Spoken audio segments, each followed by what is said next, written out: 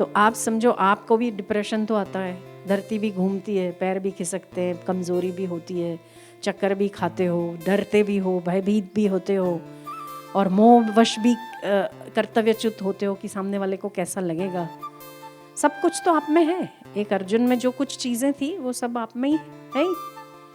अगर बीचों बीच, ये भी आप देखिए, बीचों बीच मतलब ये विचार और ये विचार, उसके बीच में आप खड़े, मोह और कर्तव्य, ये करूं कि वो करूं, उसके बीच आप खड़े हैं। ये युद्ध ही तो है मन का। कलयुग के नजदीक हम तो ये मानते हैं कि भगवान जब जब अवतार लेते हैं ना, तो आने वाले समय में कैसे व्यक्तित्व निर्माण होंगे, उस हिसाब से अपना अवतार सेट करते हैं। उनका अवतार भी यूं ही नहीं हो जाता। और यही जो नज़दीक नज़दीक हुआ है 5160 साल पहले, वो हम लोगों की स्थितियों को ध्यान में रखते ही हुआ है। इसलिए हमारे लिए कृष्ण सबसे बेस्ट भगवान है, सबसे उत्तम गीता का ज्ञान है कि आप कर्म करते रहो, फल की आशा को छोड़ दो। ये पूरा जो भगवत गीता की उत्पत्ति का जो एक माहौल बनता है, उसमें भी तो यही है कि पहले निराश व्यक्ति है, हताश है, कर्तव्य से भागने वाला है, दुखी है, परेशान है, मुंह सूख रहा है, गांडीव गिर रहा है, धरती खिसक रही है, आकाश घूम रहा है, इतनी सारी सिम्टम्स हो रहे हैं डिप्रेशन के, और उसमें वो गीता निकलती है। तो आप समझो आपको भी डिप्रेशन तो आता है, धरती भी घूमती है, पैर भी खिसकते हैं, कमज़ोरी भी होती है, चक्कर भी खाते हो, डरते भी हो, भयभीत भी होते हो और मोहवश भी कर्तव्यच्युत होते हो कि सामने वाले को कैसा लगेगा। सब कुछ तो आप में है। एक अर्जुन में जो कुछ चीज़ें थी वो सब आप में ही है ही। तो अगर उस द्वंद्वात्मक स्थिति में क्या करूं क्या ना करूं, ये करूं कि वो करूं, छोड़ूं कि पकड़ूं, भाग जाऊं कि रहूं, इन सारी असमंजस की स्थिति में अगर बीचों बीच, ये भी आप देखिए, बीचों बीच मतलब ये विचार और ये विचार, उसके बीच में आप खड़े,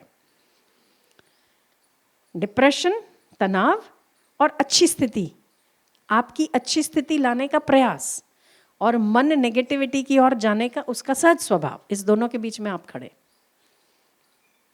ठीक है। मोह और कर्तव्य, ये करूं कि वो करूं, उसके बीच आप खड़े हैं। ये युद्ध ही तो है मन का। प्रतीकात्मक रूप से अगर देखा जाए तो ये युद्ध है, पर इस युद्ध में आप अगर अकेले खड़े रहेंगे ना, तो विनाश को प्राप्त होंगे। यदि साथ में कृष्ण और गीता का ज्ञान खड़ा रहेगा तो विजय होगी।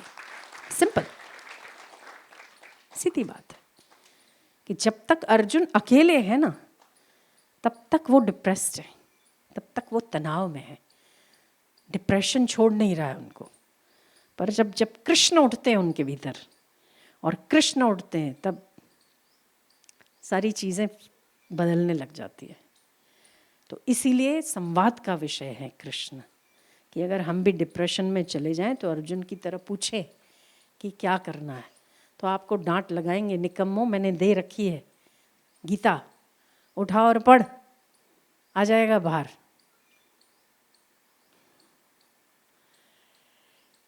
तो कलयुग के नज़दीक हम तो ये मानते हैं कि भगवान जब जब अवतार लेते हैं ना, तो आने वाले समय में कैसे व्यक्तित्व निर्माण होंगे, उस हिसाब से अपना अवतार सेट करते हैं। उनका अवतार भी यूं ही नहीं हो जाता। तब राम जी थे, मर्यादा, एक पत्नी व्रत, पत्नी चली गई तो नीचे सोना, 14 साल वन में रहना, पत्ते खाकर जीना। आजकल कोई कर सकता है क्या? नहीं कर सकता है। क्यों? आजकल इतनी सारी चीज़ें होंगी कि आदमी उससे बाहर निकल जाए ना तो ही बहुत है। तपस्या की तो बात छोड़ो, उससे अगर अपने आप को कॉन्फिडेंट बना ले, अपने आप को सेल्फ मोटिवेशन दे देना, तो ही बहुत है।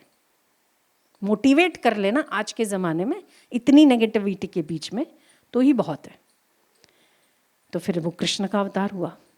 और यही जो नज़दीक नज़दीक हुआ है 5160 साल पहले, वो हम लोगों की स्थितियों को ध्यान में रखते ही हुआ है। इसलिए हमारे लिए कृष्ण सबसे बेस्ट भगवान है, सबसे उत्तम गीता का ज्ञान है कि आप कर्म करते रहो, फल की आशा को छोड़ दो, ईश्वर को अर्पण करते जाओ और खुश रहो, प्रसन्न रहो, आनंदित रहो।